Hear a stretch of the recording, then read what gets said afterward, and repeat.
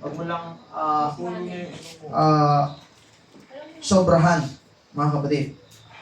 Now, the owner depend on the steward. And the owner shall return, and the owner shall reward the faithful steward. However, we have to understand also na ang owner, hindi lang siya basta-bastang nagre-reward, mga kapatid. Mayroon siyang high standard. Kaya ikaw, sabihin mo sa katabi mo, hindi ka pipitsugin. Hindi ka Yan. Special ka.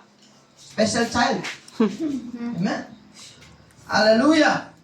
And the steward, merong task na ginawa or binigay sa kanya ng ating pong Panginoon.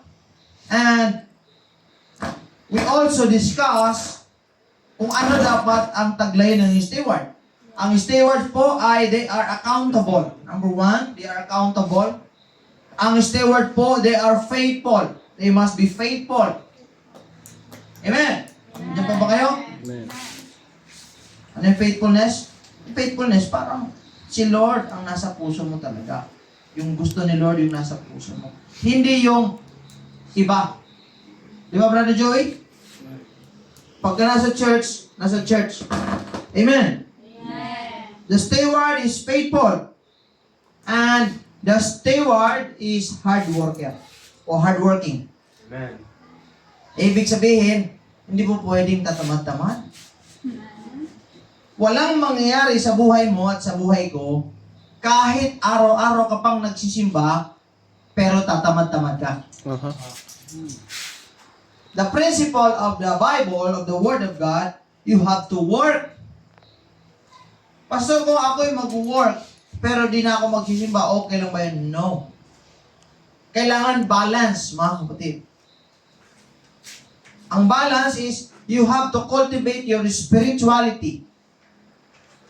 Kailangan healthy ka spiritual and healthy ka physical. Kasi kahit healthy ka physical, hindi ka healthy spiritual, down ka pa din. At minsan kahit araw-araw ka nasa simbahan, pero hindi mo inaalagaan ng yung physical, down ka pa din. Dalawa. Kaya nga ang Diyos mayroong dual nature. Diba? Grabe yung revelation ni Lord. Hindi tayo nabubuhay sa tinapay lamang, ibig sabihin, hindi daw tayo nabubuhay sa physical na pagkain lamang, kundi sa spiritual na pagkain. Hindi ka lang physical, kundi ikaw ay spiritual. Right. Now, you are created, you are made in the image of God and His likeness, mga kapatid. So, tinupad ng Diyos yung nature na siya, bagaman sa espiritu, nagkatawang tao. Grabe. Gusto ng Panginoon iparana sa atin, ipakita sa atin, or iparamdam sa atin kung ano yung tunay na kalagayan ng tao. At dinanas niya, kaya wala tayong pwedeng, Lord, kaya mo lang nasasabi yan, Lord, kasi espiritu ka eh. Kasi Diyos kayo, no? Sabi ni Lord. I will come to you. Ipapanganak ako, ito, dadaan ako sa ganitong proseso. At in fact, pinatay siya mga kapatid, ang kanyang laman. Naranasan niyang gutom, naranasan niya lahat. Pero, lahat ng kanyang pinagdaanan, mga kapatid, he remained faithful to his Father. His flesh, sa kanyang human nature, remained faithful to his spiritual nature, mga kapatid. So, ang steward, bilang mga mananampalataya at mga anak ng Diyos, mga tunay na disipulo, mga kapatid, you have to be faithful. Amen. Amen. Maraming mga tao ang gusto ng change, gusto ng success, gusto ng breakthrough or break sa kanilang buhay. Kaya lang, ang requirements ng success sa buhay ng tao ay hindi nila gusto. Kumbaga, gusto lang nila lagi ng pangako ng tagumpay, kaya lang yung proseso para sa tagumpay, ayaw ng tao. At ang reality, mga kapatid, kapag ka hindi mo talaga dinaanan ang proseso para doon sa pangako ng Diyos, hindi mo talaga may enjoy yung tunay na pangako ng Diyos. Amen? Minsan, ayaw natin sa process. Pero ang tunay kasi ng mga stewards, yung mga katiwala, hindi ka pinagkatiwalaan doon sa pangako. Ang pagtitiwala sa iyo ng Panginoon, hindi yung pangako niyang ipinagkatiwala sa iyo. No, no. Ang pinagkatiwala ng Diyos sa iyo, yung process. What will you do on how do you deal with the process? Diba? Kapag kaminood ka ng Diyos, dinala ka ng Diyos sa isang pagsubok, dinala ka ng Diyos sa isang challenge or pain, difficulties, brokenness, disappointment, discouragement. Diba? Lacking. Lahat mga bagay niyan, mga kapatid. Kapag kadila ka ng Diyos yan, lagi kong sinasabi sa inyo, God did not bring you or brought you into that place to punish you, to pin you down, or to kill you. Kapag kainalaw ka talaga ng Diyos yan sa mga nangyayari sa buhay mo, ibig sabihin, mayroong gustong gawin ng Diyos sa iyo. Gusto ng Diyos i-mold yung karakter mo. Kung may mga baluktot pa tayong pag-uugali na gustong ituhin ng ating Panginoon. At kapag ayaw nating sundin yung gusto ng Panginoon, yan yung magbe-break sa atin. Hello? Ang salita ng Diyos ay established. We cannot break the Word of God. The Word of God will break us. Right. Diba? You can violate, but you will never break the Word of God. You can disobey, but however, mayroon talagang consequence doon sa disobedience ng tao, mga kapatid. Therefore, talagang mahigpit na pinagbibili ng salita ng Diyos that you and I must be faithful as we serve God in our life. Amen. Amen. Amen.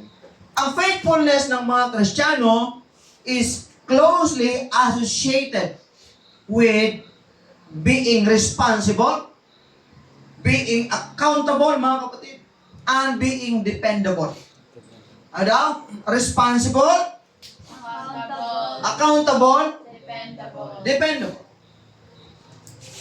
So, bilang mga anak ng Diyos, hindi ka po pwede pabanjing-banjing lang.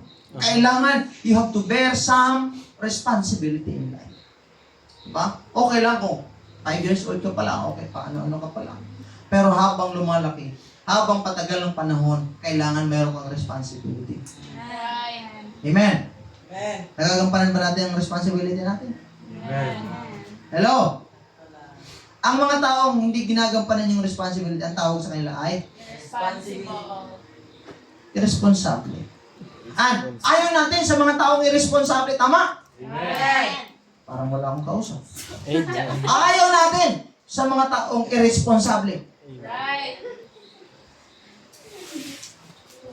It means, innate sa atin. Nakagaya ng Diyos, gusto ng Diyos, responsable ka. Amen. We have to be responsible in the kingdom of God, in our life, mga kapatid, because we follow and we serve a responsible God. He is a responsible Father sa buhay natin. Amen. If you know that He is a responsible Father, everything na dadaan sa buhay mo, lahat dapat nang meron ka, lahat ng pagdadaanan mo, you do not worry. Why? Because you trust your Father that He will never leave you, that He will never forsake you. And what He has, lahat ng meron siya ay para sa atin. Claim it, mga kapatid. Palakpakan natin ang Panginoon. Hallelujah. Now, the steward is hardworking, and the steward is a great investor. Yan, galing. Basta sabihin nga natin, investment. Invest. Hindi po ito, networking ha. Pyramid. Pyramid. Hindi po ito gusto mong yumaman. Diba? Hindi po yan. Pero, some of the greatest investor ay, sad to say, binati sa secular world, they do not recognize God. Dahil ang kailang investment ay sa mga bagay sa mundo ito. Pero, pagdating sa investment, we have to understand, mga kapatid, na ang investment natin, hindi lang po sa mga bagay dito sa mundo. Amen. Number one investment ng mga anak ng Diyos, you have to invest in your life sa mga bagay na eternal. Sa mga bagay na panglangit, mga kapatid. The steward, mga kapatid, must use their wisdom in choosing where to invest, mga kapatid. Kailangan, saan mo ini-invest ang anumang meron ka. Lahat ng ano sa tingin nyo? Magbibigay ako ng siguro price. What is the greatest, sabi natin, what is the best commodity na tinatangkilik mo ngayon? Ha? Commodity. The best commodity na tinatangkilik ng tao ay Money. number one, time. Ah. Time is commodity. Necessary. Alam mo, lahat ng binabayad sa iyo na money, kapalit yan ng oras mo. And your time is your life. Lahat tayo, mga kapatid, binigyan ng specific time to do our assignment which God had given us. You were created, nilikha ka ng Diyos, you were from eternity, at dinala ka sa temporal world. Kumuha ang Diyos ng small amount of eternity, at yan yung time.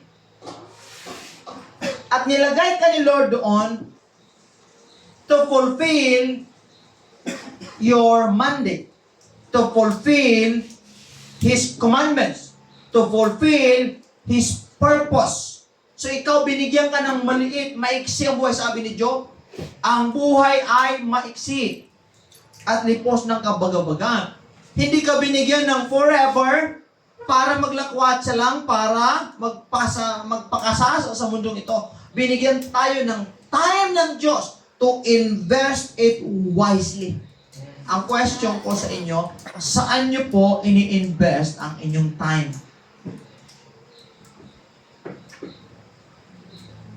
Hello?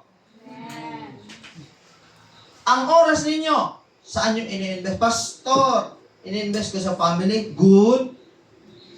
In-invest ko sa study? Good. In-invest ko sa business? Good. In-invest ko sa friend? Good. May nakalimutan ka yata.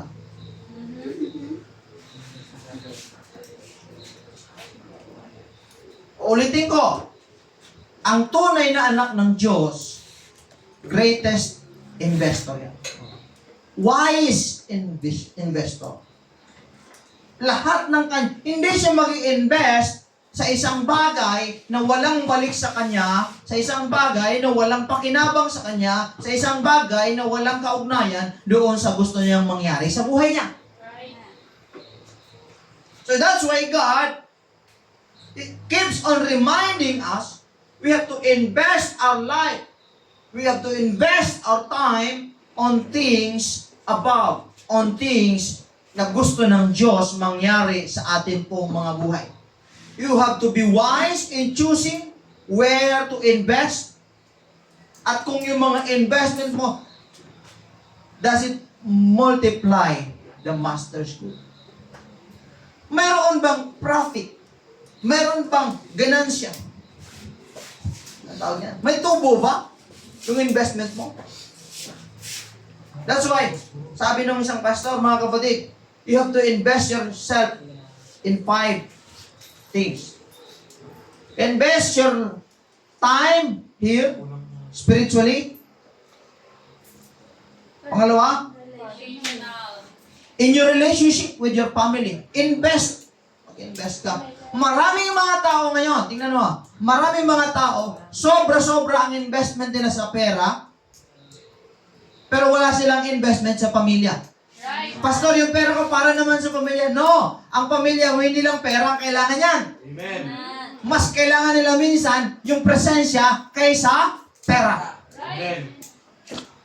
Kaya yung mga anak, kung saan-saan na lang napupunta eh. Mas mahal ng mga anak nila yung barkada kaysa sa kanila. May tama ba ako? Amen. Saan ba na? Malaki ba? Malaki. Amen. Malaki ba? Tama ako, Sister Jan. Di ba? Maraming mga tao, puro dito, puro sa pera ang investment. Yung iba halos magpapakamatay na para lang magkapera. Ay hindi nila, dinidisregard nila ang kailang pamilya. And then, you have to invest yourself in your Health. health. Sa iyong katawan. Diba? Puro burger ka eh. Nako. Diba? Burger ka sa akin, sabi niya. Yung vlogger. Kinakain puro Kaya pag siningil ng katawan, Pastor, pag-pray mo ako. Kita mo yung sinare ko dun sa Facebook na yung pastor, nahirapan siya mag-pray mga kapatid. Kasi yung investment ng ng kapatiran, kita mo nag-business sila ng punerarya, kabaong. Pastor, pag-pray mo yung business namin kabaong. Sabi ng pastor, Lord, i-bless mo ang business ng kabaong. Sana maraming Namatay. sana marami silang kosto. Sabihin sana customer eh. Kaya lang parang sinasabi sana ang daming mamatay. Christian. Kaya mo na sila dyan. Tapos yung isa, nag-cooperate, vending machine, puro soft drinks. Pag-pray yung pastor, sabi niya, Lord,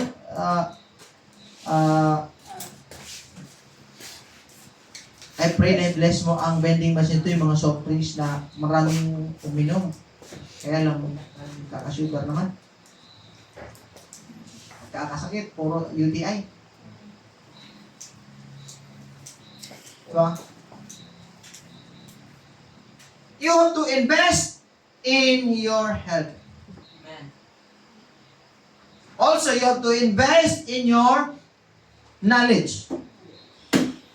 Let me tell you, the greatest investment na may greatest return is knowledge.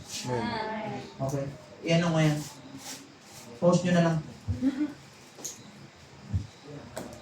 I-post mo na sa TikTok o sa Twitter. The greatest investment you can make that has a greatest return is knowledge. People are perishing because of lack of knowledge. Natandaan mo na ang mundo ay ang kanilang intention, ang kanilang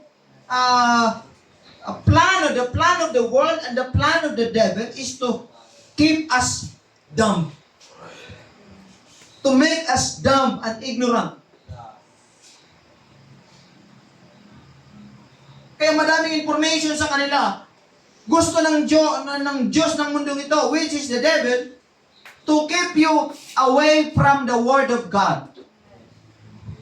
Kaya nga pinipigilan kang magsimba, pinipigilan kang magbasa, diba? Pinipigilan kang mag-pray. Why? Because yan ang plano ng mundo. Lahat gagawin para malayo ka sa salita ng Diyos. Kasi nga, kapag ka nalaman mo ang salita ng Diyos, malalaman mo ang purpose ng Diyos sa iyo. Makikilala mo ang Diyos at uunlad ka sa buhay, pagpapalain ka ng Diyos at makakamit mo ang buhay na walang hanggan.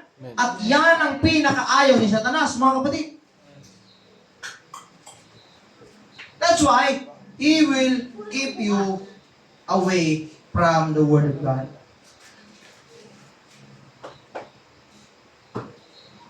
Gusto talagang, he wants to make you dumb. Hindi ka bobo. Sabi mo nga, hindi ako bobo. Hindi tayo ganun, bro. Hindi ako bobo. Bro, hindi tayo ganun. Matalino tayo mga kapatid. Bakit? Kasi nga, pinili natin si Lord. Good choice. Good choice. Sabihin talaga kami, good choice. Good choice. Hallelujah! Hallelujah! Also, you invest in your finance. Good investment is finance. Eto, sino yung gustong magkaroon ng financial freedom? Hallelujah. Parang mahina. Parang yung ano nyo, parang nalalanta kayo, mga kapatid. Sino yung gusto magkaroon ng financial freedom? Amen. Amen. Nalalanta. Amen. Kailangan, Amen. Hallelujah. ako yan! Diba? Kaya kagabi, nung nagano tayo na primary natin, bakit? Kasi nga, lahat tayo kailangan mapakita natin na si Lord nagbi-bless talaga. At kapag kahit anong gawin mo sa buhay, kung hindi ka wise mag-invest sa mga bagay na ibinigay ng Diyos ay wala rin. Uh-huh. So therefore, you have to have knowledge about financial. O sige nga, bigyan ko kayo ng chance sumagot. What comes in your mind first when you think about money? Parang talagang gusto niyo talagang mag-ano mga kapatid. Pambayad sa Pag nasatisfy ako sa sagot mo, okay, go. May love gift ka sa akin. Pag sinabing money, what comes first in your mind?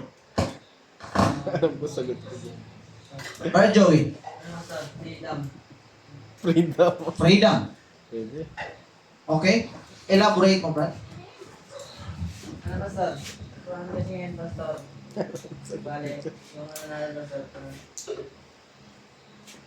sa mundo ngayon, sa panahon ngayon, Pastor, parang wag, maraming taong frustrated, Pastor, parang maraming mga kailangan. Parang hindi ka makagalaw ngayon, Pastor.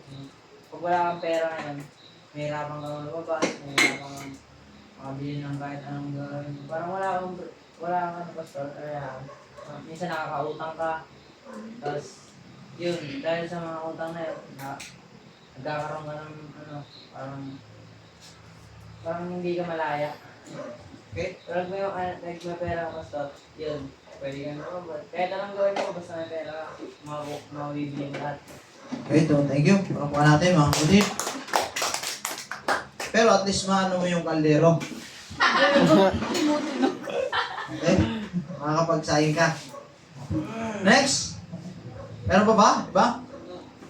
Pag money, when you heard about money, ganun yung mata mo agad, oh. Uy. Uy. Huwag na Uy. Okay, parang, huwag na tayo maglokohan. Dami iniisip eh. Money. Money yun, oh. Okay? Taas kamay, mga kapatid. Taas kamay. Si Sister Janice gusto, parang sabi Sister Janice. Money, malapakan natin, mga kapatid. Go. Ano, Pastor? Pag nabanggit yung money, ano po, our investment, Pastor, to put up a business. Kasi sabi ko, diba, is a good steward. Dapat yung, pag nandiyan na yung blessings, yung thoughts niya agad is mamultiply yun. So, sa akin po, naisip ko doon is mag-business po, mag-start up ng business para mamultiply po yun. Then, while ipon ka po para dun sa, simula mo na dun sa, parang magiging kita mo sa business. Pwede mo po siya magamit as magiging help po sa others para makapagkaya ka pa po. Okay, palakpakan natin ang Panginoon. Okay? Thank you. Sino pa? Sino pa? Meron pa ba? Brother Lito. Pag narinig mo yung salitang pera, Brother Lito, ano yung pumapasok sa isip mo? Agad.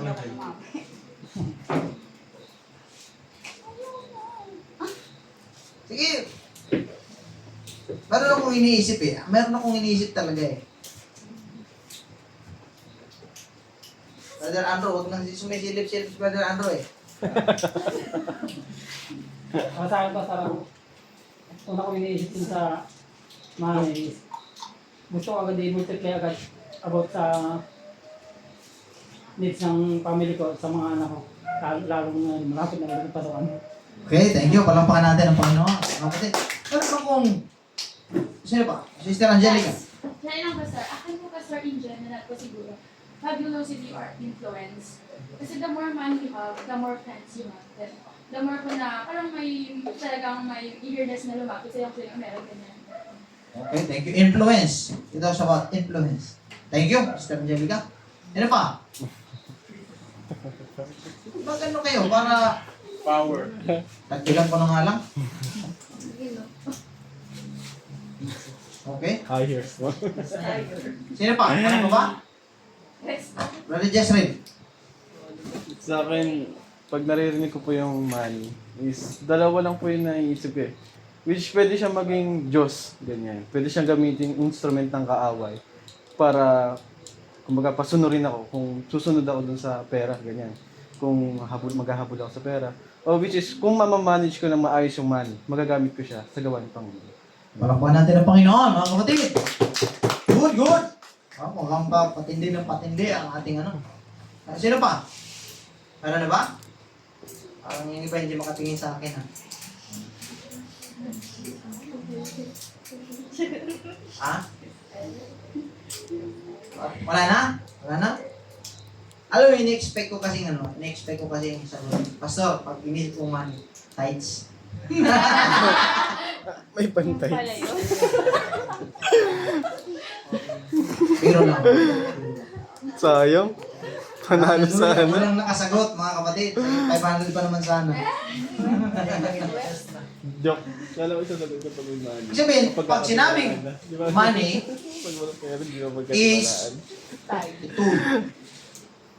Yan.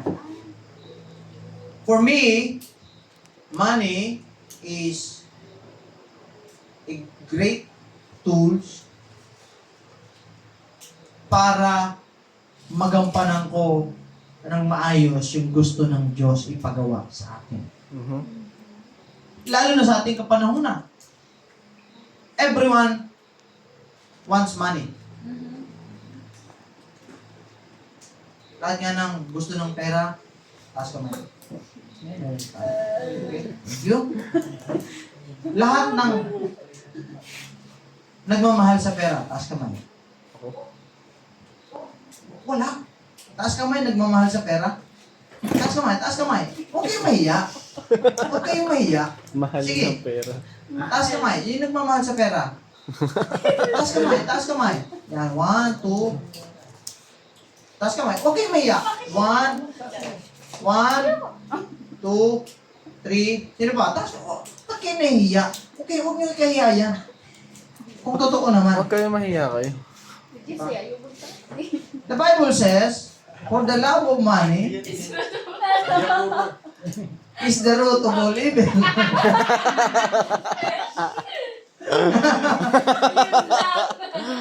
Kaya nga hindi ako nagtaas eh. Sabi niya, ang pag-ibig daw sa salapi ay ugat ng lahat ng kasamaan. Aha. Diba? Kailangan natin ng pera. Halagahan. Pahalagahan natin yung pera. Pero mahalin natin ang Diyos. Man. Ang Diyos ang mahalin natin. Hallelujah! Salamat sa Diyos, mga nagbago yung isip ng iba. Diba mga Ay, mali pala. Ay, hindi pala. Umano lang, nag-unat lang. aray ko! Now, the stewards must be ready for the master's return.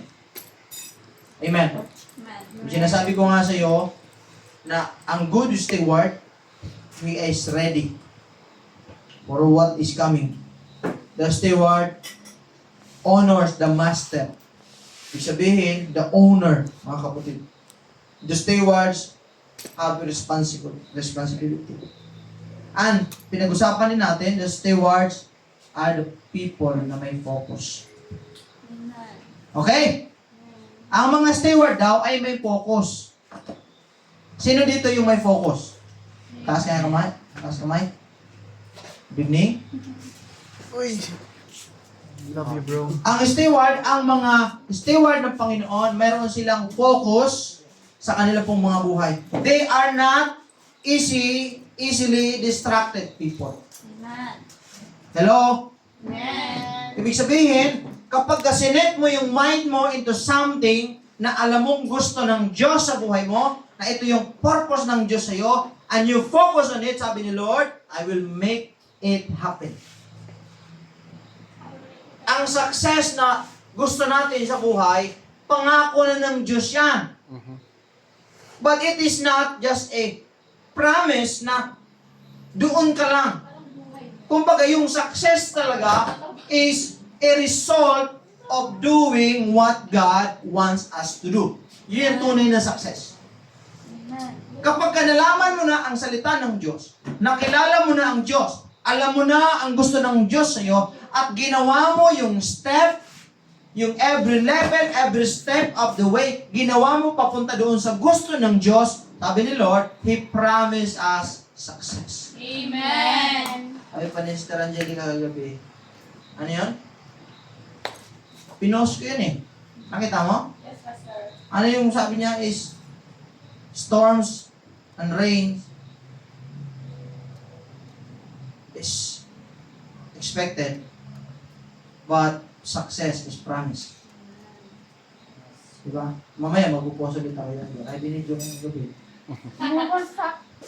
Tandaan mo, na every step of the way, darating talaga ang pagsubok. Darating talaga ang unos. However, ang Diyos nagsasabi, He promises a success. If you align yourself doon sa gusto ng Diyos, the way of the Lord, kahit sabihin mo para sa'yo, hindi komportable, kahit para sa'yo, hindi malinaw, kahit para sa'yo, parang ang hirap, pero alam mo na yun ang daan ng Panginoon, sabi ng Diyos, I, the Lord, will make it happen. Ibig sabihin yung success ay pangako ng ating pong Panginoon. Amen. Now, ano yung choice na gagawin mo? What will you choose, mga kapatid? You have to focus on God's plan in your life. Amen. Palakpakan natin ang Panginoon. Now, we also talk about, mga kapatid, the stewards, God's business manager. Ito yung mga business. Kaya mga Business kapatid, manager. talagang palakpakan yung sarili nyo, mga kapatid. Sa lahat ng mga business manager. Lahat tayo dito. Business manager. Pastor, anong business? Ako, taho. Hindi. Ibig sabihin, business. Pag sinabing business naman, para sa inyo, ano ang business? Ay. Ha? One word.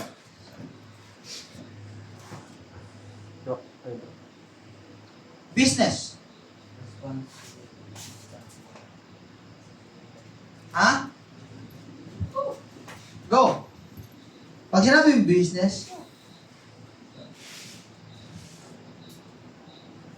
Ano sa responsibility? responsibility. Tama. Go. You are a business manager. Now, ang business ng Diyos, sabi ng isang pastor, God's business is changing lives. Ang business daw ng Panginoon is yung magbago ng buhay ng tao. Nandun siya sa ganong business. Nandun sa ganong industry. Hindi niya business ang magbago ng income mo. Kundi ang magbago ng buhay mo. Yan ang business ng Diyos. So ikaw, tinuruan ka ng Diyos. Tinawag ka ng Diyos sa kanyang kaliwanagan, sa katotohanan. and God made you a steward, katiwala. A business manager. Sabihin mo nga, salamat kasama kita, manager. Hallelujah. Luke chapter 12 verse 42. Sabi niya, and the Lord said, who then is that faithful and wise steward, whom his Lord shall make ruler over his household, to give them portion of meat in due season. Now, from the biblical point of view, mga kapatid, the responsibility of a steward in order to understand the work he is to accomplish. Okay, to discover the biblical point of view, the responsibility of the steward in order to work or to understand the work he is to accomplish, mga kapatid. Now, kapag ang anak ng Diyos o ang sabihin natin steward, hindi nagtagumpay o nag-fail sa kanyang layunin sa buhay, it's not because ang Diyos ay iniwan siya. It's not because ang Diyos pinabayaan siya or ang Diyos absent sa kanya. No. Madalas na sanhi ng failure ng tao, mga kapatid, is because una, they are out of God's plan. They are far away from God. Kaya ang tao talaga parang tupa ba? Alam mo yung mga tupa? Kaya tayo, inahalin tulad tayo ng Diyos sa tupa. Ang tupa, hindi niya makakayanang makasurvive kung walang shepherd. Magkakalat-kalat sila, mamamatay sila kung walang shepherd. Yan yung animal na kailangan talaga ng shepherd. Diba? Kahit anong gawin mo dyan, kung walang shepherd dyan, walang palag yung tupa. Kaya laging may bantay yan. Laging mayroong nag-guide dyan. Nagpapakain. Tapos yan sila, kita mo, yung ina-anoint sila ng oil ng kanilang shepherd for a purpose na yung mga insekto sa kanilang ulo kasi yung maaaring mamatay sila dun. Kaya ina-anoint sila ng shepherd, parang tayo. Sabi ni David, thou anoints my head with the oil. My cups run over. Surely goodness and mercy shall follow me all the days. He maketh me to lie down in green pasture. The Lord is my shepherd, I shall not want. Grabe. So, ang failure ng tao hindi dahil wala si Lord, hindi dahil hindi siya pinakialaman ng Diyos, hindi dahil iniwan siya ng Panginoon.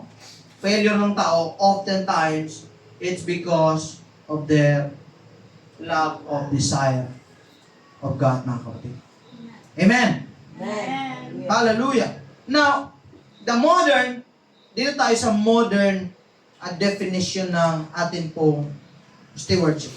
Ang modern definition now ng stewardship, hallelujah, is an individual's responsibility to manage his life properly. Alam mo yung maraming nagko-quote sa labas, nakikita ko yung lahat halos na pinafollow ko sa social media, yung mga life coach, business mentor, diba? Sino ba yung kilala yung mga business mentor? Mentor. Daniel. Chinky. Chinky. Pambansang wealth advisor. Sino pa? Si RDR. Diba? Ano pa? Si Frank. It's a prank. Maraming, kung pina-follow mo sila, in-expose yung sarili sa kanila, magdi-desire din kayo. Magkagaya nila. Ito yung kulang sa atin. Sila kasi, nakapokus sila paano magkaroon ng knowledge, paano nila sila yayaman. Pastor, hindi ako yayaman. Bakit sila? Pero pare-pareho tayo tao. Kung ano yung kinakain lang, kinakain mo din. Ilang kamay nila, ganun yung kamay mo. Pero bakit magkaiba tayo ng katayon pagdating sa financial? Because we have different mindset. Sabihin mo nga, mindset ba? Mindset. Mindset Diba? Utok ba utok? Mindset. Ang mindset nila, iba. They acquire knowledge. Alam mo yung kanilang ginagawa? Mag-spend sila ng ilang libo para lang sa seminar. Para lang for the knowledge. Ganon yung mindset ng mga mayayaman. Tayo kasi pagka konting ano lang, hindi na tayo gastos. Magkano yung gastos yan? Ang registration, 200. Di ba ya? Di ba yan? Yan, kakambas na ako. May ibang color? Kaya pagka nagkaroon tayo ng seminar dito, tapos ang ano natin, registration, 500 ang registration. Libre ang primary. Diba? Yung ilaw eh. Ay, one day, ang primary, hindi na dapat magpapalibre yan. Tama ba? Tama ba? Parang wala akong kausap. Parang wala akong kausap. Amen! Parang ang layo ng primary ngayon. Diba? Dapat pag primary, ikaw, gusto mong dumalo, ako na yung sponsor sa'yo. Ganun yung mga primary. You invest in knowledge, mga kapatid. Yan yung mga mayayaman. Anong pinagkaiba ng mayaman sa mahirap? Hindi yung, sila kasi pastor, dalawa pa, ako isa lang. Sila kasi pastor, 24 hours, ako 22 lang. No, pare-pareho tayo. Nagkaiba lang tayo sa mindset. Kasi nga, ang na-feed sa atin, maling impormasyon. Sila, tamang impormasyon regarding sa mga bagay niya. Kaya lang ganito, sila, feed sila sa ganung bagay, which is good, kaya lang may kulang. Wow. Yung kanilang relasyon. Right. Kaya even makamtan nila ang lahat ng bagay, feel empty pa rin sila. Tayo, nasa Panginoon tayo, nasa kamay tayo ng Diyos, nagsisimba tayo, hindi tayo feel empty. Kaya lang, kahit masigasig ka sa iyong spiritual, pag inano mo yung financial, doon ka na naman nabubulabog. MD. Bakit MD? Ka MD. That's why you have to be wise. You have to balance life. Balancing. Hindi tabingi, mga kapatid. Hindi ngiwi. Balanse dapat, mga kapatid, ang buhay. Okay tayo spiritually, pero okay din tayo financially, materially. Amen. That's why ito, dito tayo mag-invest, mga kapatid. Hello? Right. Now, mayroon tayong bilang mga anak ng Diyos, we have this responsibility. I think, kung babasahin ulit natin ito mga kapatid, yung last natin pinag-usapan, we have a responsibility as a steward. Stewardship is responsibility. Number one, as a steward, meron tayong material responsibility, mga kapatid. At meron tayong spiritual responsibility. Material. Let's dive into this, mga kapatid. The best example, mga kapatid, ng material responsibility is Joseph. Si Joseph, ano yung minanage niya? Yung principle ng success. Yung principle ng pag-iipon. Diba? Ang galing. Bago si Joseph, si Chinkitan, nandun na si Joseph. Diba? Sabi ni Joseph, ito yung mangyayari. Magkakaroon ng 7 taong kasaganahan. After ng 7 taong kasaganahan, mayroong 7 taong tagutom. Now, yes, given na yan. What is the wisdom?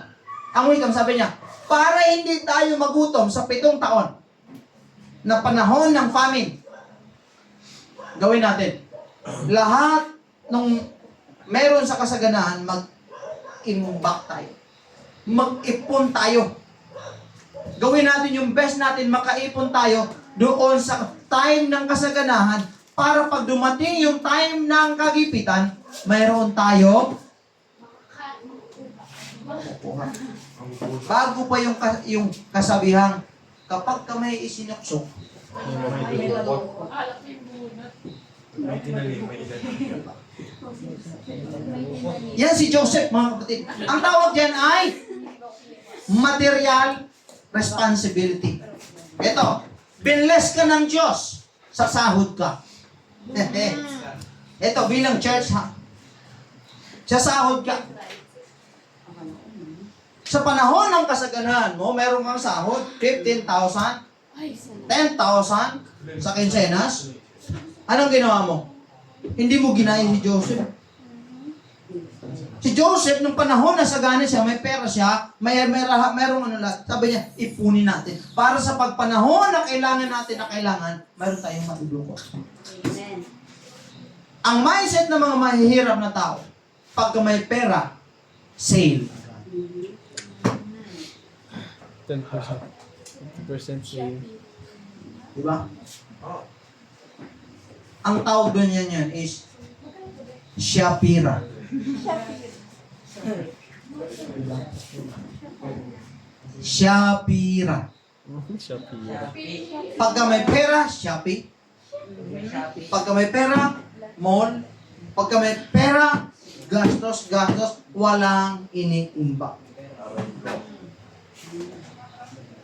So pagdating sa material, responsibility, nagiging irresponsible. Hello? Amen. Si Joseph, tingnan mo yung kanyang kalagayan. Pagkatapos ng lahat ng masasamang nangyari sa kanya, naging faithful siya sa Diyos at binigyan siya ng Diyos ng gift at binigyan siya ng wisdom, mga kapatid, na kanyang kinakaharap. At naging bantog. Nakilala si Joseph. Ano pa? Naging mayaman si Joseph. Naging makapangyarihan si Joseph. Why? Hindi dahil sa anuman, kundi dahil sa Diyos. At naintindihan niya, mga kapatid, binigyan siya ng wisdom na you have to be responsible. Not just spiritually, but materially. Palakpakan natin ang pagkakas. Ito problema ngayon. Nagpe-pray ka ng magandang bahay. Kaya lang yung bahay na meron ka ngayon, hindi mo malinis-linisan. Right.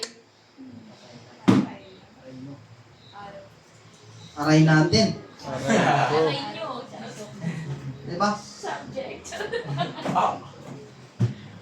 Ulitin ko. Lord, gusto ko ng dream house. May swimming pool sa bundok. Eto. Sabi ni Lord, binigyan kita ngayon, nasa baba ka pa. Binigyan kita. Kalat-kalat, oh. Hindi mo nga malinisan eh. Kalat. Ano sabihin mo? Aray ko. Eto pa. Nagbe-pray ka, Lord, sana lumaki yung income ko. Bless mo ko, Panginoon, financially. Sabi ni Lord, kahapon binigyan kita ng 100. Hindi ka man lang marunong mag-tax. Wow. Alam mo lahat yan. 10%. Kasi yun yung sukatan ng Panginoon eh. Akala natin na yan ay religious teaching, ay akala natin yan ay kung anong denominational teaching. No. If you understand it deeper, this is the financial measurement of God. Para makita ng Diyos, do you manage what God has entrusted you materially, financially? Eh, gusto mo mag-level up? Lord, i-level up mo yun. Kaya sabi ni Lord, pag nag-mature ka spiritually, magmamature ka financially. Amen. Parang wala akong kausap. Amen. Parang ang layo nyo naman, mga kayo. Ha? Mag-usap tayo. Diba?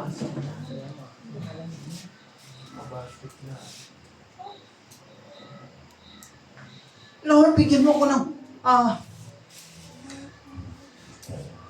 understanding, maganda, maputi, Naku. Makinis. matalino, Talino. masipag, Matangkad. lahat nasa kanya na. Give me, Lord. Ano mo, attention. Masarap magluto. Matalino. Pero yung dating ano mo,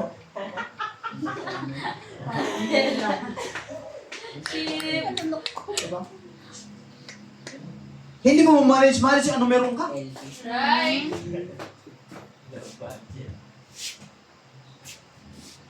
Hello?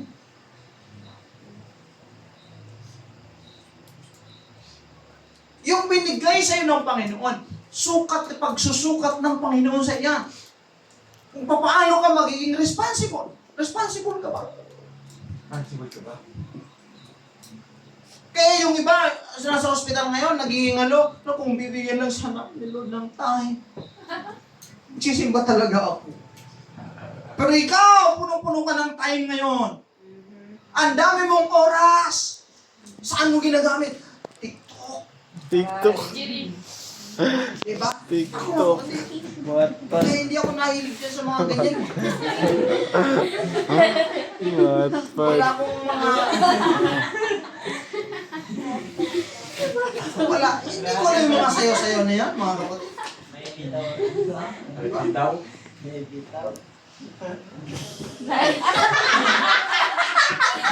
Ano yun?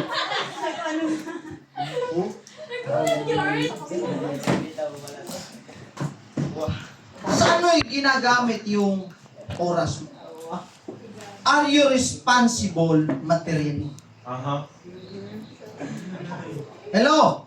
Gusto mo ng magagandang damit, pero yung damit na binigyan ka ni Lord, wala. Ang baho-baho.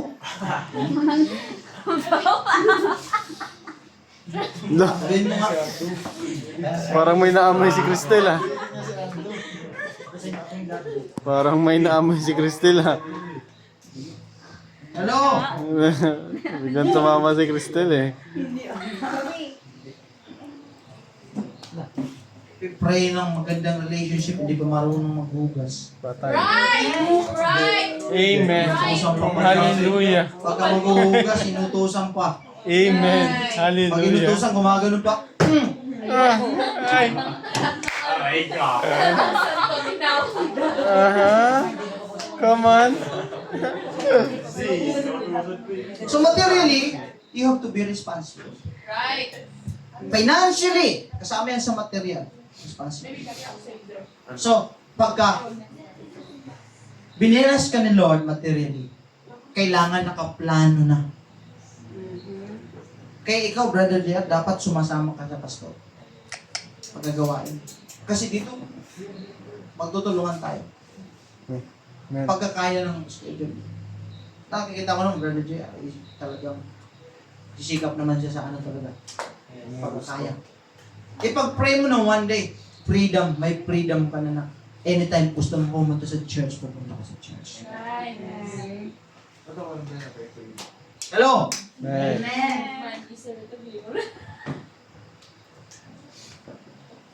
Everything else falls into management. Mga kapatid.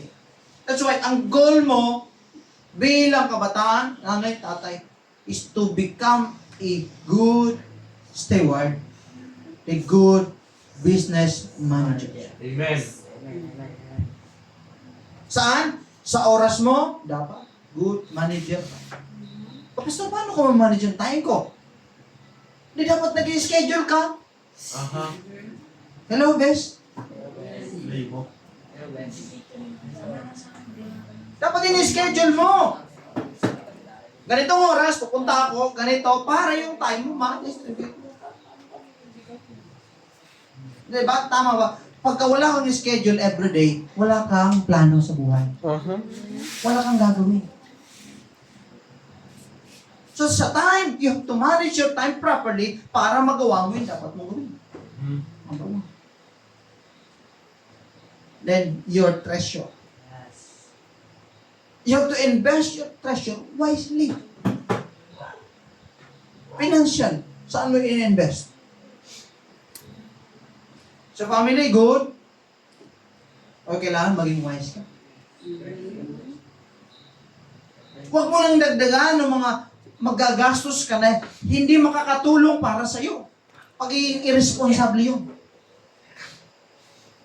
Hello? Amen. Dapat yung ininvestan mo, yung alam mo, magbibigay ng kagalakan sa iyo, sa Diyos at sa pamilya mo. Yan yung dapat. And also, your gift. Hello? Amen. May gift ka. You are gifted. Ang dami mo. May an-an ka, may alipunga. Grabe naman. Wow. May gifted. Marami. May gift ka. Talent. Meron kang talent. You have to discover. Kaya yan. Paano mo manage yung talent mo, Brother Andrew? Yan. Ha? Tingnan mo yung ano ginagawa mo. Kukultivate mo. Paglilikod mo sa Diyos. Paano mo yung manage yung talent na meron ka? You have to i-train mo yung sarili mo. Right. Aralin mo. Gawin mo, mga kapatid. Expose mo yung sarili doon sa alam mong gift mo, mga kapatid. Kita mo yung gift mo pagkanta, pero yung ginagawa mo kung ano, nagbabaraha ka. Bingo galing. Konti na lang. Alam mo, what is your gift? Ang gift kasi, paano makukuha, malalaman yung gift nyo? Ang gift nyo, malalaman natin, what are the things that you are passionate? Andun yung gift. At kapag nalaman mo, yung passionate ka sa ganung bagay, aralin mo yung ganung areas ng buhay mo. Paano ka mag-improve. And your gift will bring you to another level of your life at doon ka pagpapalain ng Panginoon. Amen. Kaya yung gift binigay sa inyo, Lord, as a tool para doon ka mag-dominate. Tingnan mo yung mga, kita mo yung mga mayayaman. O when you think, basketball, sino yung nausip mo, Brad? LeBron James, Jordan. O, di ba? Tanas si Pag inisip mo, passionate ka sa pagkanta, sino yung naisip mo? Jordan. Huh? Steph Curry. Si Why? Joey. Because yung gift nila, na-discover nila, this is my gift. I have to cultivate my gift. And yung gift nila, narinig ng ibang tao, sinerve nila, and it pays them. Alam mo, madaming mga gifted na mga tao ang namatay na lang na hindi na-serve yung gift nila at nanatili silang mahirap.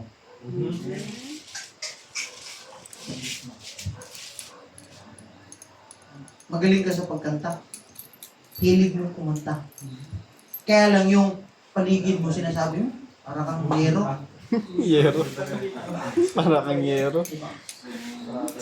But if you believe in yourself, you are passionate about it. Masaya ka kapag ginawa yun. Tapos nakikita mo naman, nasa tono ka naman, hindi ka naman parang minumura mo yung ano, yung mga nakikinig sa'yo.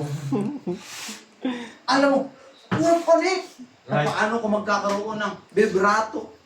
Vibrato. Paano ko tataas yung boses ko? Paano ko yung mga lyrics, bibig kasing ko? Paano ko magkukulot-kulot? Paano ko magiging mas improve yung ano ko? Tone? Paano? Ganun mga kapatid. Kulot nga, Dro. Kulot nga. Pagka kumanta ka, Si Andrew magaling sa kulot eh. panis yan si Michael Jackson.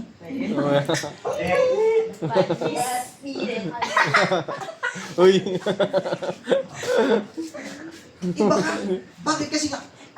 Tingnan mo sila mga kapatid. 10 hours to 15 hours sila sa studio. Ano, bakit sila nakilala? Ganun sila. Akala mo yung mga...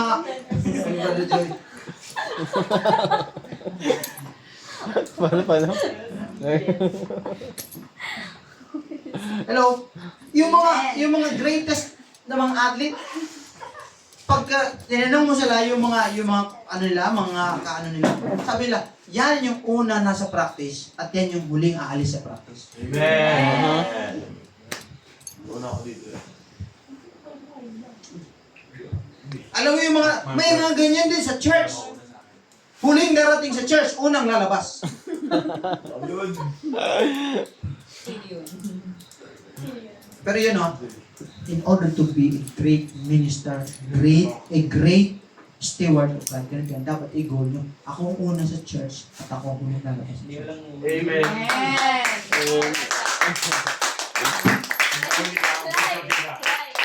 Hello! Sinundo. Hallelujah! Mamaya di na mag-uwihan yan. Pauna. Spiritual responsibility. Number one. Ito yung naniniwala ko na lahat ng nangyari sa mundong kasiraan because of many people are irresponsible at their spiritual life. Akala nila sila ay mabubuhay sa tinapay lang. No, sir. No, ma'am. Hindi tayo mabubuhay sa tinapay lang, sa material na bagay, but by every word that proceeded out of the mouth of God, doon tayo mabubuhay. Amen. Even though you gain the whole world, ikaw ng pinakamayaman. Ikaw ng pinakamarangya. Lahat nasa iyo na. Without God, without the spiritual life in you, wala pa rin kapuluhan. Because doon ka pa rin babalik sa Diyos. We will still give an account unto the Lord kung ikaw ba ay maayos ka sa kanyang harapan spiritually and materially. Dalawa yan, laging magkasama. Hindi pwedeng maayos ka spiritually pero materially irresponsible ka. At lalong hindi pwede na okay ka materially pero spiritually irresponsible ka. You have to be responsible both spiritual and material. Amen. Ulitin ko, kailangan responsable ka both spiritual and material. Amen. Ang Diyos, ang kalooban niya, hindi ka lang pagpalain spiritually, kundi pagpalain ka spiritually and materially. Yan ang kalooban ng Panginoon. The Bible says, mga kapatid, na i-bless tayo ng Panginoon kung tayo susunod sa Kanya. Remember this. Ngayon, Pastor, wala pa akong pera. Yes, nandiyan ka pa sa stage na. But trust the process. Believe in the Lord, obey the Lord, and God will make it happen. Amen. Kaya talaga ang church na ito, hindi tayo permanenteng ganito. Right. Hallelujah. Ilang years from now. Bukod sa marami tayo, mas malaki na ang church. Amen. Pagsasunod. Yes. I claim it in the name of Jesus. I claim it in the name of Jesus. Hallelujah. Lastly, the stewardship is responsibility and accountability. Ano yung ibig sabihin ng accountable? Wala kang ibang tinutulong. Ikaw. Kaya parang mga leader yan. Ang leader dapat accountable. Huwag mong sisihin. Si brother kasi niyaya ako. Natisod kasi ako kay sister eh. Pastor, hindi ako nakapag-search kasi wala akong maibigay. Nako. Hindi makasama sa cell group kasi wala pera. Joke. Wala kang maibigay financially. Pero ito, may maibigay kang worship sa Diyos. Man. Kaya ano man ang sitwasyon ng pagdadaan, pumunta ka pa sa church. Kung kaya mo pumunta ka sa church. Yes. Accountable tayo mga kapatid. And responsible. Every sincere Christian desires to hear the Lord na magsasabi, ito, well done. Yan. Kasi hindi tayo pwede mga tuwiran sa Diyos bandang huli. Hindi mo sasabihin ni Lord, okay, anong katuwiran mo? Lord, si pastor kasi pinagalitan ako. Pastor kasi, ito si pastor kasi hindi ako dinalaw. Hindi pwede sasabihin, oh, ganun ba? Well said. Well said. No. Well said. Well done. My good and faithful servant. Sa tao, ang faithful, kahit ang daming tukso sa'yo, kahit ang daming lumalapit sa'yo, parang pastor, ang dami. Diba? Tukso doon, tukso dito. Ikaw, tukso doon, tukso dito. Pero dahil faithful ka sa isa, hindi mo sila papansin. Ganun din sa Diyos. Ang daming pagsubok, ang daming problema, ang daming tukso ng kaaway. Huwag ka na magsimba. Huwag ka nang sumuporta. Huwag ka na dyan. Dito ka na lang. Huwag ka nang sumama sa cell group. Huwag ka nang sumama sa midweek, sa Sunday. Huwag ka na sumama. Dito ka na. Pero dahil faithful ka, patuloy ka pa rin sa Diyos. Eh sabi niya, well done, my good and faithful servant.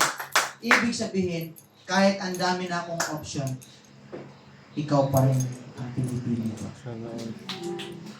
Ganun si Lord. Ang dami nila. Pero para sa akin, nag-iisa ko. Amen. Hallelujah! I can serve many gods of the world. But I chose to serve the one and only true living God, Jesus is Lord. Paglikuran natin. Palakpakan natin ang Diyos, mga kapatid. Salamat sa Diyos sa mga kapatid sa pagkakataon sa inyong oras. Tayo po ay nagkakasama, mga kapatid. Hallelujah. Ito lagi yung isipin natin. Ay yung i-declare ni Lord. Tandaan mo. Masumpungan sana tayo ng Panginoon at masabihan, well done, my good and faithful servant. Huwag sana yung lumayo ka sa akin. Hindi kita kilala. Yan yung pinakadelikado, mga kapatid, na sasabihin ng Panginoon sa tao. Yung pinaka-the best naman yun. Sumama dito ka sa akin. Hallelujah, hallelujah. Gusto natin ng langit. Amen. Dapat gustuhin din natin ang church. Amen. Mahal natin ang langit. Mahal natin ang church dapat. Yes. No one can enter into the world